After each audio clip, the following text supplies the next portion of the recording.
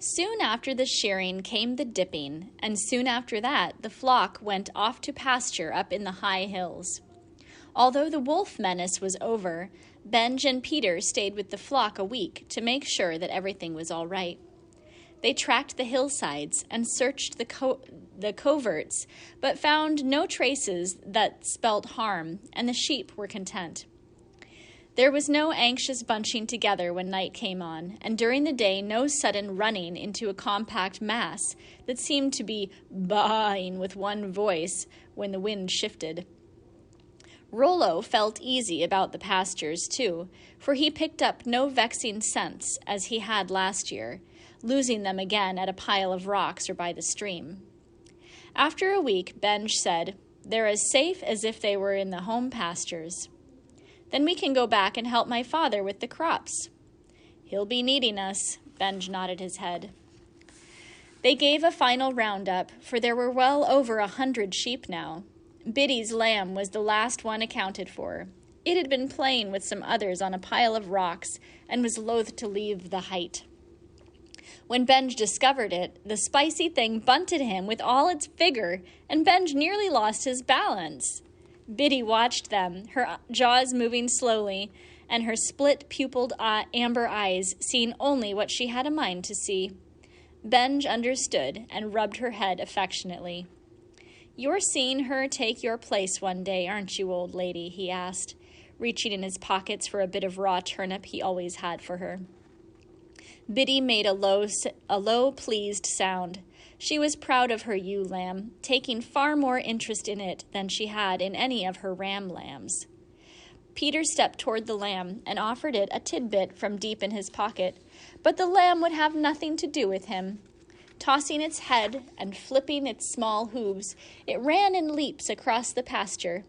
Peter looked perplexed. Biddy had never acted that way.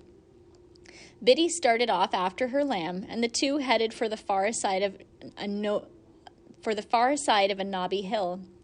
Up the slope they trotted, the lamb in the lead, to the crest and over, disappearing from sight. "There's a lamb for you, not fearing but just going ahead," Benj said, pride in his voice. Peter nodded. He knew well the traditional fear sheep felt for the crest of a hill, always waiting until someone of their number would be brave enough to take the first step into the world they could not see, so therefore must distrust. "Biddy's bringing her up all right," Benj went on. "When she gets through, we'll have another leader." They were satisfied that the flock counted rightly, though 2 had disappeared over a hill. With a call to Rollo, Benj and Peter shouldered their few belongings and started through the gate and down the road. The flock had already begun to scatter over the hillside, and when they looked back to them from a distance, the sheep on the green pasture land were like clouds in a blue sky. Summer was a busy time for everyone. As the flock grew, the crops that would feed them during the winter had to grow too. There was work from the time the sun brought light until the time it dropped low in the west, and often before darkness settled over the valley, Peter was glad for his bed and for sleep. Near the summer's end, when the harvests were more than half in, and Peter could be spared more easily than at any other time, he went down to the valley for his 3 days' choring. It was warm weather, and a good thing, for he went coatless, knowing he would come back wearing a new coat and vest. The weather had been brooding for a week. Low gray clouds that seemed to have no particular significance, but still did not lift or empty themselves, hung over the land. Benj cocked his eyes skyward. "The weather's up to something, but what it is, I'm not the one to say." That was something when Benj could not predict the weather, for to him skies, clouds, and winds told open stories which he translated to Martha's amazement, Peter's delight, and Andrew's distinct benefit. Martha, her eyes on the blue-shirted figure winding its way down to the valley, said, "I hope it won't rain." Benj shook his head. "It won't rain before he gets there, and when he comes back, he'll be wearing a sturdy coat." Benj turned back to his work. It wasn't often the weather had puzzled him, but it did this time. Peter moved through his 3 days of choring with such a sense of eagerness that it was as if wings were on his feet, bearing him without effort from one task to another. Hanging on a hook beside the loom was a coat and vest that looked as much like something of his father's as anything he had ever seen. Rich brown to the eye it was, and firm to the touch, yet soft, with pockets and brown buttons. When Peter was alone in the room, he would press his face to it and rub his nose against it, smiling for joy that it had lost none of its rich sheep smell, and that it would soon be his. He tried it on one night while Granny surveyed it with the eyes of a craftsman who could never look enough at the finished creation, so long held in thought and now become visible. It fitted Peter well as any coat built to last 5 years or more, for the sleeves were long and Peter had to turn them back so they would not get in his way. And there was girth to it for him to grow too. That means it was big around the middle. "It will do you well enough," Granny said. "Well enough until you come to manhood." Peter laughed. Manhood seemed a far country to him, yet Granny spoke of it as if it were somewhere near. "Then you must bring me natural sheep's wool and let me dye it blue," she told him. "Brown is right enough for a boy, but dark blue is the color for a man." Toward late afternoon of Peter's 3rd day, the wind began to blow. That in itself meant little, but where it blew from meant much. Straight as an arrow it was coming out of the southeast, its tip sharp with cold. "I've never known that wind to blow anyone any good," Granny muttered to herself as she brought in some hanks of dyed yarn that were drying outside. "Peter," she called. "Yes, Granny," he answered, his voice small as it came from behind an armful of wood he was carrying into the house. "I'd rather see you get on your way now than wait until morning, and I mean now while there's light in the sky." Peter set down the wood, and the moment gave him time to think. He didn't want to go. He and Mary had planned games by the fire this last evening, and Granny was going to read to them later. But there was no choice for him if Granny wanted him to go home then. "Very well, Granny. May I put my coat and vest on now?" "Yes, Peter, you've done more than 3 days' work and have earned them." She went to pour a glass of milk and butter a slice of her new-baked bread so that Peter might have something to go on his journey with. Peter buttoned all the buttons of his vest. Then he felt the warm embrace of his coat as his arms went into it. Now he knew that he could not be cold no matter how the wind blew or the snow drifted next year. He put his hands in his pockets, feeling the depth and strength of them, thinking of all they could hold. "Oh, Granny, it's a lovely coat," he exclaimed, and each word was like a heartbeat, for he had worked to earn it, and his own sheep had borne the wool. "I'm pleased with it," Granny said. Peter turned quickly to Mary. "Next spring you'll have your wool, and I shall give Biddy's lamb extra care this winter so her fleece will be fine and strong." Mary smiled. "It will be school soon, Peter. I'll see you there." Then she stood with her granny in the doorway, and the two of them waved to Peter as he started homeward. Peter, traveling north, had the wind at his back and did not feel its menace. So warm he was in his coat and so filled with thoughts about it. The wind sent scurries of dust and dried leaves along the road before him. It seemed to be snuffing out daylight as it blew, for darkness came sweeping over the land long before evening. When Peter reached the farm, he was surprised to see Benj tightening the barn doors and calling out to him. Benj waved. "Bad weather coming," he said, and went on with his work. Martha had seen Peter on the road with the wind pushing him from behind, and for a moment the southeast wind lost its foreboding as it brought her son more quickly to her. Now he stood in the kitchen beside her, almost as tall as she, almost a man. "You've got a man's coat and vest," she said to him.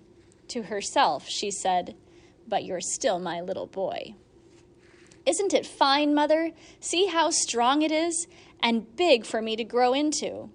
She turned him around and looked at the coat from every side, nodding proudly. Then she drew him to her and pressed her face to it. Laughing, she held him off again at arm's length. "The smell of it, Peter. Rollo won't know you from the sheep." He was pleased. "That's the best part of it." It was some time after supper when the storm broke. The wind had been whistling and whining so all evening that they had almost grown accustomed to it, and the fire was burning with such a warm glow that they were scarcely aware of the night's creeping cold. But when the storm loosed its fury, Andrew looked up from his reading with a start, and Martha laid down her knitting. Had it been rain, they would have gone on with what they were doing, but it was not rain. Andrew glanced toward the window, then at Benj. "Sleet," the old man muttered, and the sound of it against the glass was like the sound of arrows being shot by a wild archer. Andrew echoed the word. "Sleet." "I left the sheep door open," Benj said, "and the pasture bars down. Everything else is tight." "Good," Andrew said.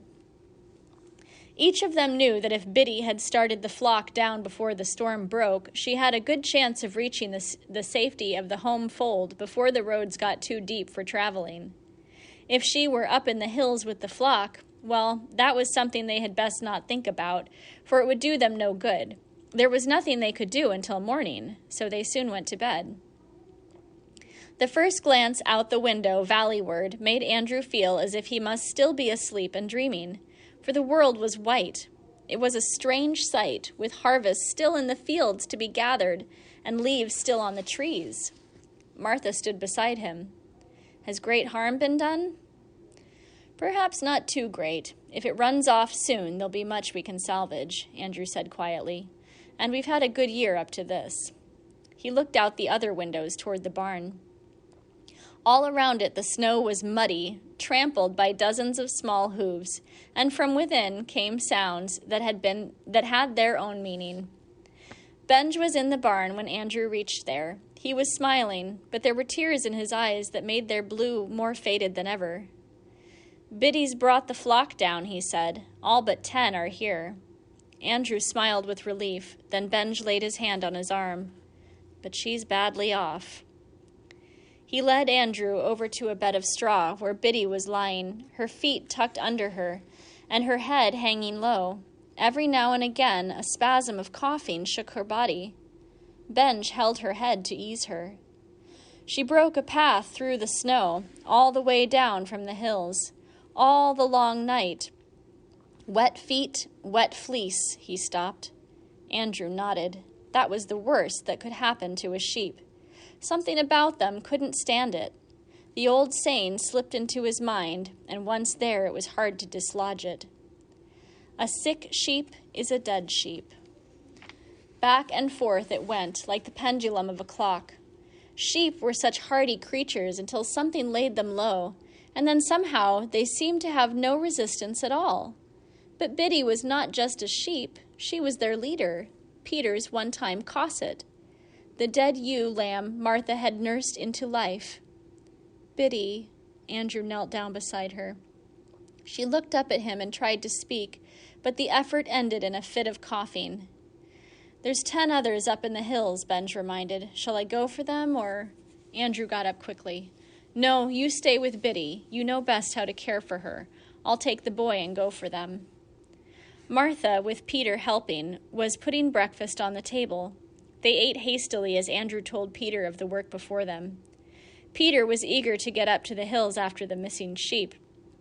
Rising from the table, he took off his fine new coat and started to put on the little one. "No, no, Peter," Martha said. "You must keep warm, and there's no longer any warmth in that coat you've outgrown." "But we have work to do, Mother, and my new coat may come to harm."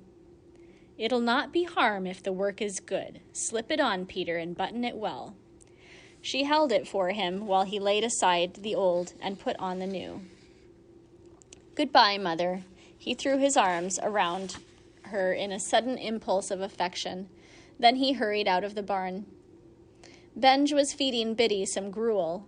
She looked up when she saw Peter, gave a small sound of joy, and tried to stagger to her feet. Peter laid his hand on her head and dropped down in the straw beside her. She snuggled her head against the new coat, and Peter could feel the pleasure rumbling within her, though it never came out in sound. "Yes, Biddy, it's your coat, and I'll wear it all the way to manhood. Thank you for it, Biddy." But Biddy was trying to say something to him. Peter looked up suddenly. Her lamb, Benj, did she bring it down safely? Benj looked surprised. Somehow he hadn't thought of the lamb. Quickly he went out to the barnyard where the flock were drying off in the sun and eating the hay he had scattered for them. He scanned them carefully, but it was easy to see there was no half-grown black lamb among them. Her lamb is up in the hills, he said to Peter, and something of awe was in his voice, for the natural instinct of a sheep to save its own lamb had been transferred by Biddy to saving as much of the flock as she could. Peter bent low and pressed his lips to Biddy's ear. I'll bring your lamb back to you, Biddy, my little cosset. Andrew, talking with Benj, was waiting for Peter in the barnyard. Benj reached deep into a pocket and brought out some small bits of turnip, which he slipped into one of Peter's pockets, smiling knowingly as he did so. Then they were off. The snow was melting fast under the high sun, but it was still deep, and they found their best going in the track Biddy had made. A way opened by a single sheep and pressed down by more than 100 following in single file. Andrew went first, then Peter, then Rollo, and because they were all hoping so hard, they found little need to speak or words to speak with. They made better time than they ever had in the summer, chiefly because they had to, but it was noon when they reached the hills. Andrew dismissed all the southeast slopes. They would have sheltered from the wind long before the storm broke, he said. We'll find them somewhere on the lee side of a hill. He spoke with confidence. Now that the long journey had been made, and they had found none of the missing 10 dropped from exhaustion by the way, he felt certain of finding them all alive, sheltering somewhere. That dislike of wind shared by all animals was so often their protection. They had been searching for an hour when they came to a place where a thin steam rose up from the snow. Rollo started pawing vigorously at it. Andrew took his spade and dug quickly, carefully. He had soon made an opening to a hollow where several sheep were huddled, the warmth of their bodies melting a place twice their size. The sheep baaed eagerly, stamping at the mud beneath them and knocking their heads against the imprisoning snow walls. They were all right, but very hungry, and as Andrew drew them out, Peter worked to clear a place on the ground where they might find a few spears of grass to nibble before the long journey home. Andrew counted them as he dug them out. 9, he said. Then he lowered himself into the cavern to see if one had gotten trampled or suffocated. The black one isn't here, he commented briefly to Peter. Isn't she? Peter asked, finding it hard to believe. We'll have to get these sheep home quickly, Andrew said. I'll find the lamb, Father, and come down with her later. No, Peter, it's useless now. Andrew shook his head. What's one lamb when we've got the flock? Besides, she may weather the snow and bring herself back. Peter was firm. She's Biddy's lamb. I must bring her back. Andrew looked hard at his son and saw him as a little boy no longer, but as a young man whose ideas had to be reckoned with. Very well, then. Keep Rollo to help and promise me to leave in good time before dark. Yes, Father, I promise you that. Andrew turned and, calling to the 9, started down the muddy track. Peter signaled to Rollo and started floundering through the snow toward the outcroppings of rock, where the lamb had so often played. The lamb had resisted human contact from the first, and Peter knew he had no approach to her that way, but the lamb had always stuck close to Biddy. If he could get near enough to let her have the smell of his coat, that might be all that was needed. The rocks were slippery. Peter stumbled often. Rollo was going wearily with no sign of interest in anything he was doing. Peter was hungry and his legs had a numbness to them. Hopelessness was knocking hard at him, and resisting it made him weary, but he had promised Biddy her lamb, and he had promised Mary a fleece. He had promised his father to return before dark. He stumbled and fell, striking his head against a rock. When he struggled to rise, it was hard to see what he was doing, for around him everything was going dark. He must hurry, he thought, and tried to pull himself up, so at least he could keep one promise, and that to his father. Then he fell forward again. Rollo whimpered and laid himself across the outstretched body of the boy. With anxious eyes, the dog looked up at the sun that was still high in the sky. A dark, bunchy form pushed itself through the snow. Something familiar was calling to it, something that promised warmth and food. The dark form came upon the familiar thing lying in the snow, nuzzling the rough, warm smell, pushing its nose around to find some milk. It discovered raw turnip, which was soon crushed between small teeth. Happiness at last, peace at last, home. The bunchy form curled its legs under it and went to sleep, its nose pressed close to the smell. Rollo moved his head near Peter's and licked the boy's face, licked until eyelashes fluttered open and lips parted in recognition. Peter lay still for a moment. The sun was hot on him, but he felt wet and cold. His new coat was sodden. Suddenly it came back to him where he was and what he had been doing. Then he was conscious of a weight against one side. Raising his head carefully, just enough to see, he filled his eyes with the joy of what he saw. Biddy's lamb curled up against him, as she did with Biddy. It was a long way home, but the lamb walked meekly behind Peter, and Rollo trotted ahead. The sun, after a full day's shining, had effaced most of the marks of the storm. In the fields where the snow had lain were pools of water and bedraggled crops. The road was deep in mud, and the going was difficult, but Peter sloshed through it, forgetful of the distance and his weariness, for the happiness that dwelt in his heart. All his promises now would be kept. He was bringing Biddy her lamb. He was sure of Mary's fleece next spring, and he would be home before darkness fell, but only just. Now and then, during the journey, he talked to the lamb. At the sound of his voice, the sturdy little creature turned its head up to him, not with the understanding Biddy had, but in a way all her own, that was the beginning of understanding. The sun had gone from the sky, and the wind had an edge of coolness to it when the barn came into sight, but there was still daylight over the land. Peter went straight to the barn, leading the lamb to Biddy's pen. "See, Biddy dear, your lamb is safe with you again." But Biddy was lying very still in the straw and made no sound. Peter looked at her for a long moment. Then, dropping on one knee in the straw, he laid his hand on the old sheep's back and stroked her tenderly. Words were whispering within him, but so softly were they uttered that only Biddy could have heard them, and yet there was no sound in the barn but stillness, and the movement of shadows as night came in the place of day. Peter stood up. The lamb inched backward and looked up at Peter, bleating gently, resting its dark, quivering nose against the wool of Peter's coat. Peter laid his hand on the lamb, smiling at the black face and sharp, bright eyes. "You're our leader now," he said. Then he turned and went toward the house, the lamb following him.